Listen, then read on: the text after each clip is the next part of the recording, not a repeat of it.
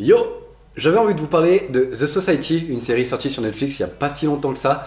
Le problème c'est que cette série en fait ils n'ont pas réussi à la mettre en avant, ou peut-être qu'ils n'ont pas voulu la mettre en avant, et je trouve ça assez dommage parce que c'est une série qui vaut le détour, elle n'est pas extraordinaire, mais elle vaut un petit peu son détour. Pour faire simple, pour résumer, dans cette série, on est dans une petite ville américaine où il y a une odeur très nauséabonde. Ils font partir, si je me trompe pas, ils font partir les enfants en bus de cette ville, donc tous les adolescents, les enfants, etc. Ils la font partir de cette ville pour aller camper, si je me souviens bien. Et il y a un petit problème sur la route, ils reviennent à la ville et en fait ils se rendent compte que en fait, ils sont tout seuls. Il n'y a plus de parents. Et donc c'est basé sur comment va se construire un petit peu la société, donc, parce qu'il y a de nouvelles règles, il n'y a plus de règles justement, il n'y a plus de police, il n'y a plus de parents, ils vont faire un petit peu n'importe quoi. Et franchement, je trouvais je trouvais le pitch vraiment génial, donc je me suis dit je vais la regarder, et c'est ce que j'ai fait. Pour commencer, on va commencer par les gros défauts. Les gros défauts, je dirais que vous voyez le pitch un petit peu fantastique, et ça vous prenez, vous l'écartez. Voilà.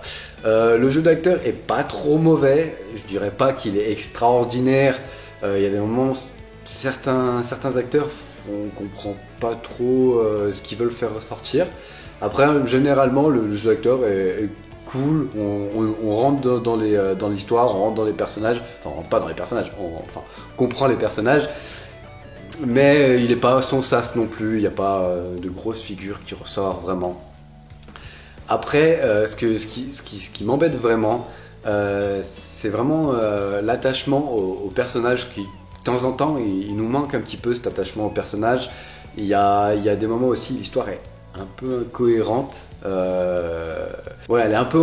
L'histoire est un peu incohérente, et c'est là où vous devez vous demander qu'est-ce que tu as aimé en fait dans cette série. En fait, cette série, à la base, je pense qu'elle aurait pu être énormissime. Elle aurait pu être géniale. Je sais pas ce qu'ils ont voulu faire. Ils ont voulu faire peut-être une série d'ados ou peut-être une série d'ados croisée avec une série un peu thriller, style Under the Dome, je sais pas. Et ça a merdé sous certains angles. Donc il y a des moments, il y a des réactions qu'on comprend absolument pas, des amourettes, mais à vomir. C'est vraiment en termes de réaction des personnages, tu te dis mais non, il y a un problème. Mais par contre, ce qui est vraiment génial et ce qui est super bien fait, c'est tout ce qui est construit, tout ce qui est basé autour de la société, des enfants, des adolescents, comment ils vont se construire. Et vraiment, il y a un fond sur le poids d'être un meneur, le poids d'avoir des décisions à prendre qui sont parfois très difficiles, qui sont parfois contre tout le monde, mais il faut le faire parce que c'est pour le bien de tout le monde, même s'ils s'en rendent pas compte sur le coup. C'est vraiment ce que cette série, elle m'a fait ressortir, et j'ai adoré ça. Vraiment, des moments où on sent vraiment l'impact, il y a un vrai questionnement de est-ce que j'ai bien fait de faire ça, est-ce que j'ai fait de la merde complètement. Et c'est ça qu'ils ont grave développé. Et c'est dommage parce qu'à côté de ça, t'as tous les défauts qui viennent gâcher le plaisir, et t'as ça qui est super bien mené. En plus, t'as quelques retournements de situation, notamment dès l'épisode 1 en fait. Clairement, pour expliquer, l'épisode 1, ça va être de la merde. Vraiment, au début, je me suis dit, mais c'est quoi ce vieux pitch? Mais qu'est-ce qui se passe? Je comprends rien.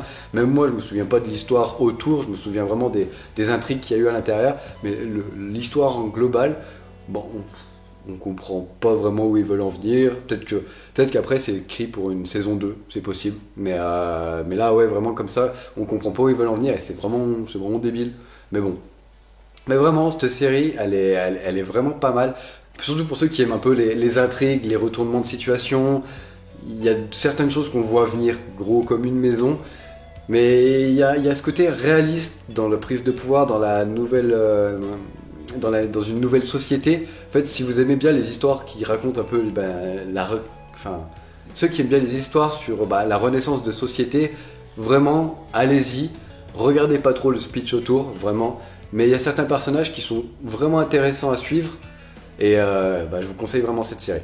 Et je trouve ça vraiment dommage en fait que Netflix, à des moments, ils sortent une série comme ça et on n'entend pas parler. Et à l'inverse de Stranger Things ou maintenant Sex Education, ces séries comme ça, on n'en entend pas parler. Et c'est vraiment dommage parce que je trouve qu'elle est un peu bâclée sur certains aspects. il faudrait peut-être plus retravailler ces aspects sur la saison 2, parce que normalement il va y avoir une saison 2, je sais plus pour quand c'est. Faudra qu'on regarde. Et d'ailleurs, en parlant de Sex Education, j'avais pas parlé de Sex Education. C'est une série que j'ai adorée. Je sais pas si vous l'avez vue ou ceux qui l'ont pas vue, franchement, allez la voir. C'est une série vraiment avec de l'humour un peu décalé, mais vraiment un peu british, mais sans en faire trop. Et c'est une série basée un peu sur les relations sexuelles au lycée, les relations aussi normales au lycée. Mais elle est vraiment trop bien faite, les personnages sont attachants mais comme jamais. J'avais l'impression d'être avec eux dans le lycée, j'avais envie de devenir leur pote, tu vois. Et vraiment, on se demande l'histoire qu'il y a autour d'eux, on comprend bien. Le jeu d'acteur, par contre là je suis désolé, le jeu d'acteur est top. Pour moi le jeu d'acteur est top. Je crois que d'ailleurs... il y a l'acteur principal, il joue dans un monde entre nous, un truc comme ça, et je trouve qu'il joue super bien. Ce mec, il joue super bien, il arrive bien à faire passer ses émotions, il arrive bien à rentrer dans la peau du personnage, et franchement, c'est le top. On s'identifie vraiment au personnage des moments en se disant ah oui franchement ça m'est arrivé, parce que après, à part si vous êtes adolescent, ça vous arrive en ce moment, et moi ça m'est arrivé il y a quelques années maintenant, vieux. Ouais voilà, ça m'est arrivé et franchement c'était drôle, c'est un petit côté nostalgie, mais en même temps toutes ces petites histoires de personnages. Après il y a quelques petites histoires un peu à la American Pie, mais en plus soft, en plus léger, vraiment plus drôle, c'est de l'humour bien dosé avec une histoire bien racontée. Vraiment Sex Education pour ça, mais je l'ai... Waouh. Et puis ils abordent plein de sujets, et avec légèreté, mais des sujets sérieux parfois. Donc être gay, s'accepter soi-même ou accepter se faire accepter par les autres. Et franchement, c'est génial. Même la masturbation féminine, il y a quelques petites choses dessus, et de pas en avoir honte, c'est une découverte du corps, etc. Et vraiment c'est relax, c'est zen, c'est drôle, et ça parle de sujets sérieux, franchement, mais il n'y a rien à dire. D'ailleurs, j'ai plus de soleil, je viens de voir que j'ai plus de soleil, la lumière doit être dégueulasse, mais bon. Donc vraiment, j'avais envie de dire un petit mot sur Sex Education, parce que j'ai pas pu faire une vidéo dessus. Vraiment, cette série, si vous l'avez pas vue, mais foncez voir, elle est géniale. Elle est super bien équilibrée, bien dosée.